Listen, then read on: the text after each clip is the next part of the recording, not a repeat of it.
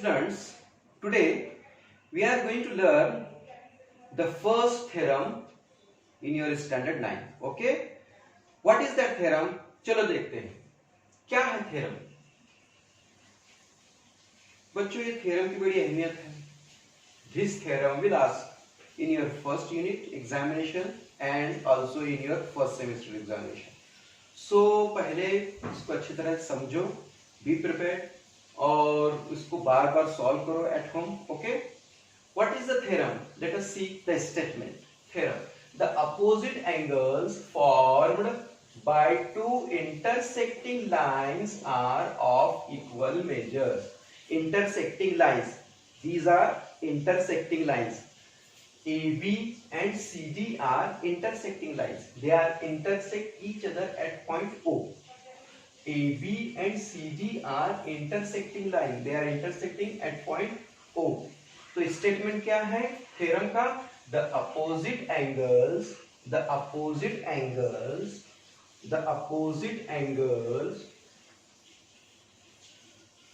formed by the opposite, ये भी एक पेयर बनती है अपोजिट एंगल की, ये भी एक पेयर बनती है ना। The opposite angles formed by two intersecting lines are of equal measure. अगर ये 60 डिग्री का होगा तो ये भी 60 डिग्री का होगा, ये 100 डिग्री का होगा तो ये भी 100 डिग्री का होगा। हमें यही प्रूव करना है। समझी बात आपको कि दो लाइंस एक दूसरे को पॉइंट O पर इंटरसेक्ट करते हैं तो जो अपोजिट एंगल्स हैं वो इक्वल मेजर के होते हैं, है ना। ये 60 तो ये भी 60, ये 100 ये 100, ये 80 ये 80 डिग्री, है ना। ये 40 तो ये 40, ये 70 तो ये भी 70। Understood now? तो now what is given here? Line AB and line CD are intersect at point O. Line AB and line CD are intersect at point O such that O is in between A and B and also O is in between C and D. Okay, now what we have to prove? अभी देखो बच्चों, theorem में होता क्या है, theorem के content क्या क्या होते हैं। देखो, अब आपको ये साल पहली मर्तबा you are going to learn the theorem, you are going to learn the concept theorem. एक स्टेटमेंट होता है, उसको हमें प्रूव करना होता है। थ्योरम मींस मसला। क्या है थ्योरम? एक स्टेटमेंट को लेकर उसको प्रूव करना होता है, प्रूफ देना होता है। देखो क्या है, उसमें कुछ पॉइंट्स होते हैं, कंटेंट्स होते हैं। थ्योरम में गिवन क्या दिया हुआ है, टू प्रूव क्या साबित करना है, और प्रूफ, और कभी कभी कंस्ट्रक्शन, ये भी कंटेंट होता है। Okay, now what is given here? Line AB and line CD are intersect each other at point O. O is in between A and B, O is in between C and D. To prove angle AOC equal to angle BOD, ये angle और ये angle को congruent prove करना है, ये opposite angle को। इसी तरह से एंगल BOC और एंगल AOD, इसको भी हमें कॉन्ग्रुएंट प्रूव करना है। समझी बात? तो देखेंगे, तो हम क्या करेंगे? Let us see the proof. अब देखो बच्चों, हम in previous standard we learn that linear angle have measurement of 180 degree. खत्ती जोड़ी के जावे लीनियर एंगल पेयर वो कितने के होते हैं, उनका मेजरमेंट दोनों का मिलाकर कितना होता है? 180। तो देखो बच्चों, मैं यहां पर देखो बताता हूं आपको, यहां पर ये दोनों, ये नंबर 1 और नंबर 2, ये दोनों एंगल मिलकर एक लाइन फॉर्म कर रहे हैं कि नहीं? These two angle AOC and angle BOC together form a line. Therefore, these two angles are linear pair angle, and the sum of these two angle is 180 degree. दोनों मिलाकर 180 होते हैं, लीनियर पेयर हैं, इसलिए दोनों की मेजरमेंट मिलाकर 180 होती है। चलो लिखते हैं फिर, angle AOC plus angle BOC is equal to 180 degree. angle 1 plus angle 2 is equal to 180 degree because they form linear pair angle. They are linear pair angle. They form a line. Therefore, sum of these two angle is 180. What is the reason? उसका cos क्या है ना? Linear pair angle. Linear pair angles. इसको equation 1 लिखेंगे. Measurement of this angle plus measurement of this angle is equal to 180. वही तो लिखा. फिर हमने देखा, क्या देखा? हमने देखा कि ये जो नंबर 2 और 3 है, नंबर 2 एंगल और 3 angle, they also form a line. ये नंबर 2 और नंबर 3 मींस एंगल BOC और एंगल BOD या DOB, ये दोनों नंबर 2 और 3 मिलकर एक CD लाइन फॉर्म कर रहे. Therefore these are also linear pair angle, है ना? और उनका सम भी कितना होगा? 180 होगा. तो लिखो चलो, angle BOD plus angle BOC is equal to 180. कैसे लिखा मैंने? Angle BOD 3 plus angle BOC 2, ये दोनों मिलाकर कितने? 180. Again the same reason. Okay, give equation 2 here. क्या रीजन क्या लिखेंगे तब? Linear pair angles. वो लीनियर पेयर एंगल्स है बोल के उनकी सम, दोनों की सम 180 होगी. अब फ्रॉम इक्वेशन 1 एंड 2 हमने देखा, equation 1 this one plus this one is equal to 180. This angle, measurement of this angle plus measurement of this angle is equal to 180. इन दोनों इक्वेशन का राइट हैंड साइड सेम है. इन दोनों equation का right hand side 180 है, same है. तो left hand side must be same, है ना? तो from 1 and 2, from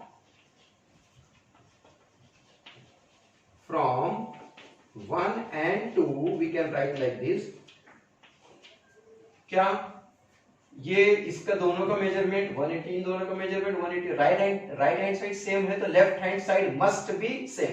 therefore angle AOC plus angle BOC is equal to angle BOD plus angle BOC. Okay, हमने इस तरह से लिखा from 1 and 2.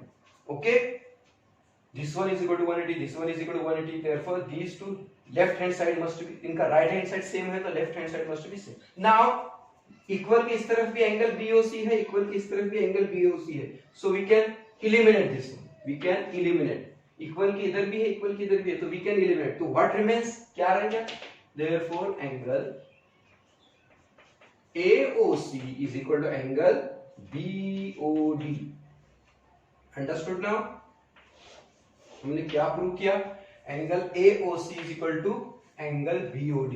Angle AOC is equal to angle BOD.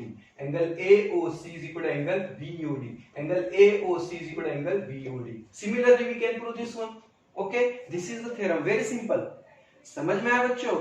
Statement है, given है, टू प्रूव है, proof है, हो गया. Hence we prove. Hence we prove. Similarly we can prove this one. Hence we prove. Okay, Hence, इस पर आपने साबित किया. Hence we prove. हो गया थ्योरम. तो बच्चे थ्योरम का बहुत टेंशन लेते हैं.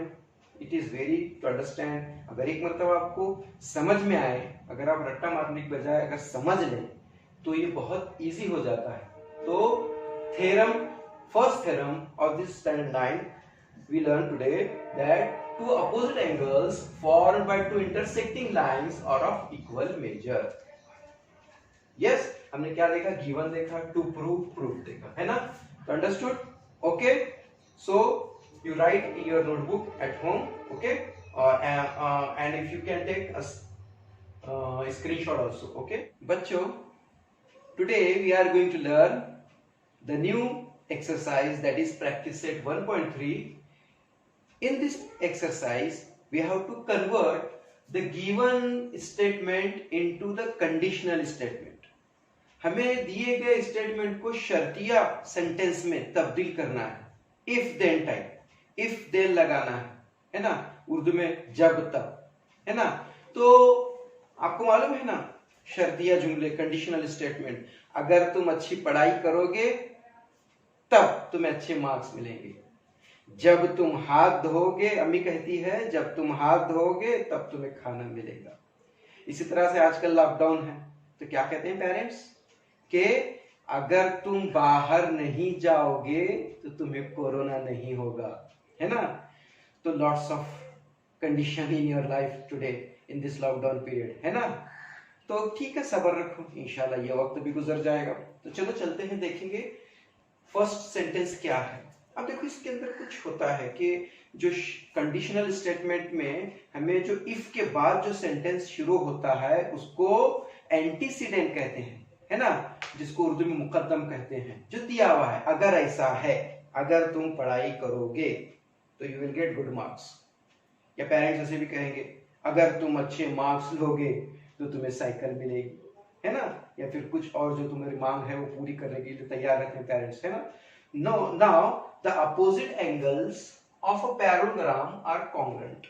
इसमें हमें एंटीसीडेंट और कॉन्सिक्वेंट में तब्दील करना है। एंटीसीडेंट मतलब जो इफ से शुरू होता है, सेंटेंस का वो पार्ट जो इफ से शुरू होता है वो एंटीसीडेंट कहलाता है, जिसको हम गिवन, दिया हुआ कहते हैं, उर्दू में जिसे मुकद्दम कहते हैं, जो पहले आता है। और कॉन्सिक्वेंट जो देन के बाद शुरू होता है। तो चलो इसको चेंज करते हैं, हम तब्दील करते हैं इस सेंटेंस को इफ और देन में, है ना। किसमें? इफ देन, यहां लिखा हुआ इफ देन में, है ना, इफ देन। अब देखना ये है the opposite angles of a parallelogram are congruent. किसके बारे में बात हो रही है? पैरेललोग्राम। किसके बारे में बात हो रही है यहाँ पर? पैरेललोग्राम, है ना, मुतवाज़िल अज़लाዕ, पैरेललोग्राम के बारे में बात हो रही है। The opposite angles of parallelogram are congruent. तो हम इसको ऐसे लिख सकते हैं, अगर ये पैरेललोग्राम है तो, अगर ये ज़वारबतुल अज़लाዕ, अगर ये क्वाड्रिलैटरल पैरेललोग्राम है तब उसके अपोजिट एंगल कॉन्ग्रुएंट होंगे। तो चलो लिखते हैं इफ। तो कंडीशन क्या लिखनी है इफ से? कहां? इफ से शुरू करने के बाद पहले कौन है ये तय करेंगे कि ये पैरेललोग्राम कौन है, ट्रायंगल है, सर्कल है? No, it is a quadrilateral parallelogram. ये किस टाइप की फिगर है? It is a quadrilateral, 4 side है इसके। तो ये parallelogram, if a quadrilateral is parallelogram, then, है ना, अगर एक जानदार ऑक्टोपस है तो उसके कितने पैर होंगे? 8 पैर होंगे। अगर इंसान है तो उसके कितने पैर होंगे? 2 पैर होंगे। तो वैसे ही अगर ये क्वाड्रिलैटरल पैरेललोग्राम है तब उसके अपोजिट एंगल्स कॉन्ग्रुएंट होंगे। तो चलो लिखते हैं, है ना, इफ द, कौन है ये? Quadrilateral. If the quadrilateral is parallelogram, then the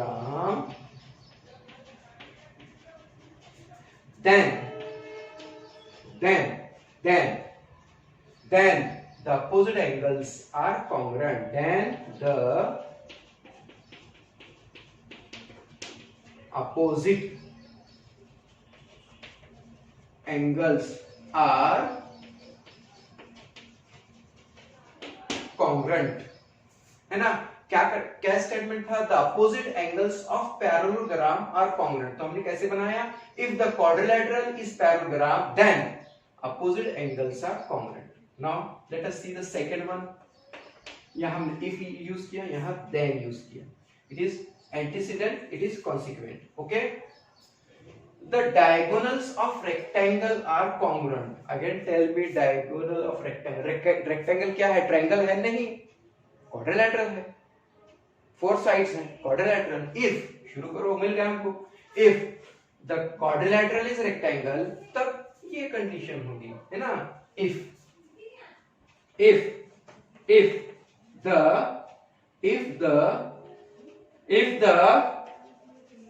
quadrilateral is rectangle,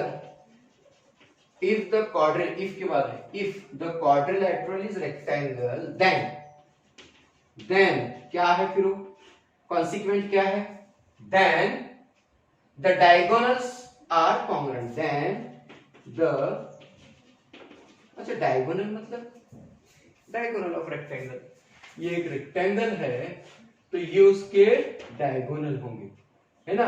अगर ये रेक्टेंगल, क्वाड्रिलैटरल रेक्टेंगल है तो उसके डायगोनल कॉन्ग्रुएंट होते हैं, ये हमने सीखा है। Okay, if the quadrilateral is rectangle, the diagonal of rectangle are congruent. If the quadrilateral is rectangle, it is antecedent.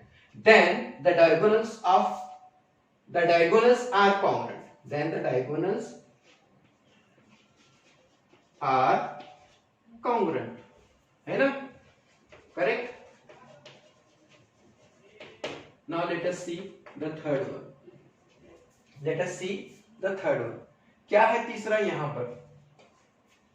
In an isosceles triangle, the segment joining the vertex and the midpoint of the base is perpendicular to the base. अगर ये isosceles triangle है, मतलब इसके two sides congruent हैं, then the vertex and the midpoint of the opposite sides, midpoint of the base is perpendicular to the base. ये बताना. तो condition क्या है यहाँ पर? एंटीसीडेंट क्या हो सकता है इसके अंदर, है ना? मुकद्दम क्या हो सकता है कि ये जो फिगर है कई की है, ये ट्राइंगल है. सवाल क्या मालूम है कि आपको? अगर ये आइसोसेलेस ट्राइंगल है तो उसके वर्टेक्स और उसके बेस के मिड पॉइंट को मिलाने वाला सेगमेंट ये बेस पर परपेंडिकुलर होता है, ये बताना. ये स्टेटमेंट है. क्या है? एक ट्राइंगल आइसोसेलेस ट्राइंगल है. Triangle is an isosceles triangle. तो अगर ट्राइंगल आइसोसेलेस ट्राइंगल हो तो वर्टेक्स और बेस का मिड पॉइंट ये इस पर परपेंडिकुलर होता है. समझ में आपको? अगर ट्राइंगल आइसोसेलेस ट्राइंगल है तो उसका कोना और उसके बेस का मिड पॉइंट, ये दोनों मिलाने के बाद जो सेगमेंट है ये इस पर परपेंडिकुलर होता है. तो सबसे पहले क्या इफ एंटीसीडेंट क्या होना चाहिए, मुकद्दम क्या होना चाहिए, क्या दिया होना चाहिए? मुसल्लस triangle must be an isosceles triangle. If the triangle is isosceles triangle, okay? If the triangle is an isosceles triangle,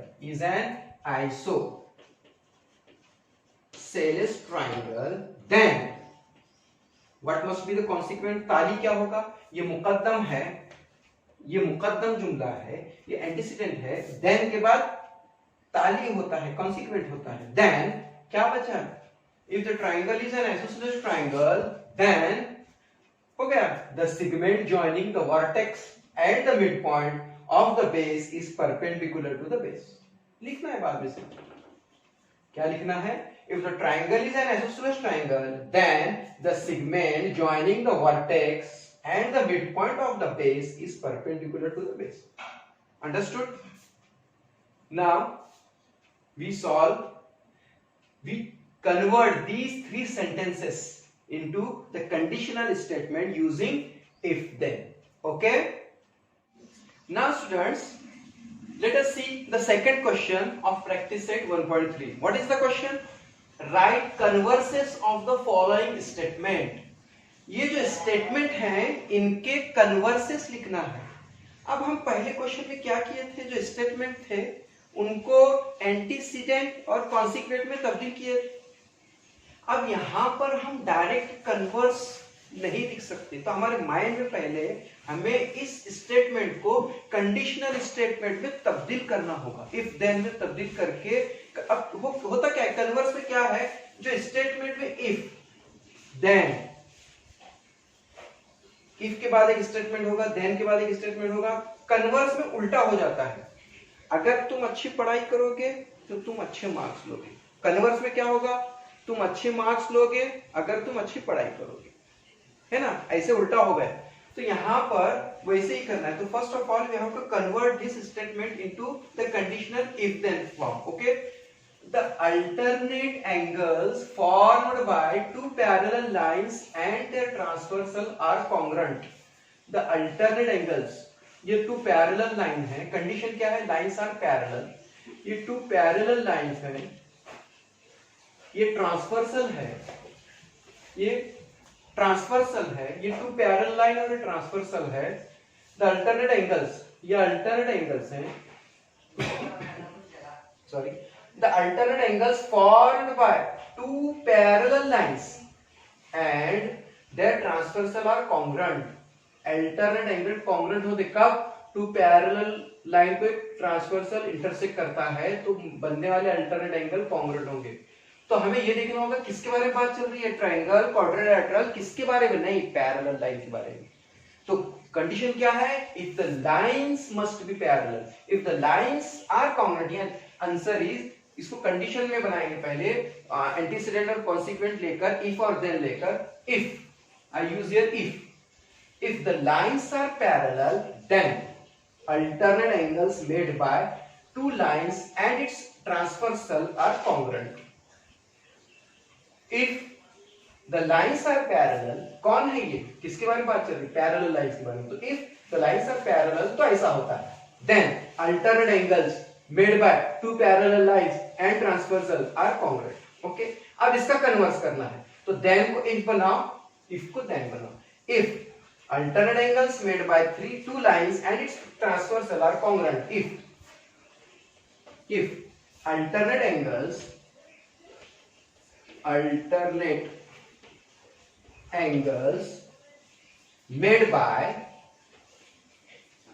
made by two lines and its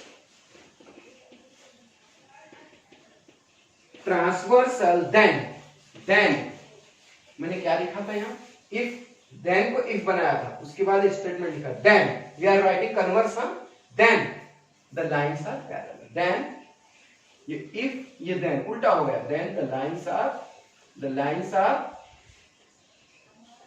parallel.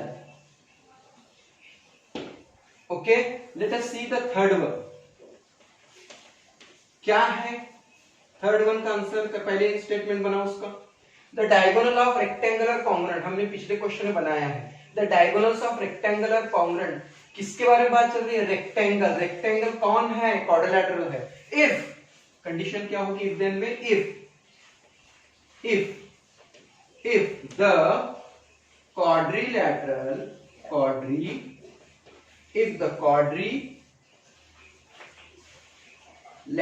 क्या होगा, is a rectangle. बच्चों समझ में आ रहा है, इसके बारे में बात चल रही है, रेक्टेंगल, मुस्ततिल के बारे में. अगर वो क्वाड्रिलेटरल रेक्टेंगल होगा तब the diagonals are congruent, then the diagonals are congruent. Okay, अब मुझे इसका कन्वर्स करना है, इसका कन्वर्स करना है, समझ में आया. तो कन्वर्स चलो करते हैं, जो देन के बाद है उसको इफ बनाते हैं. If the lines are, if यहां देन, यहां इफ है, यहां देन है, ये एंटीसीडेंट है, ये उसके बाद वाला ताली वाला जुमला है, कॉन्सिक्वेंट है. तो कॉन्सिक्वेंट को एंटीसीडेंट बनाएंगे और एंटीसीडेंट को कॉन्सिक्वेंट बनाएंगे, है ना. मुकद्दम को ताली, ताली को मुकद्दम बनाएंगे. If the diagonals are congruent, if the diagonals are congruent, then the quadrilateral is, then the quadrilateral is कौन होगा, a rectangle. कौन होगा वो, rectangle. Understood now? In this way we complete this exercise, practice set 1.3, as well as we complete this topic. Okay, now solve the examples at home. Okay.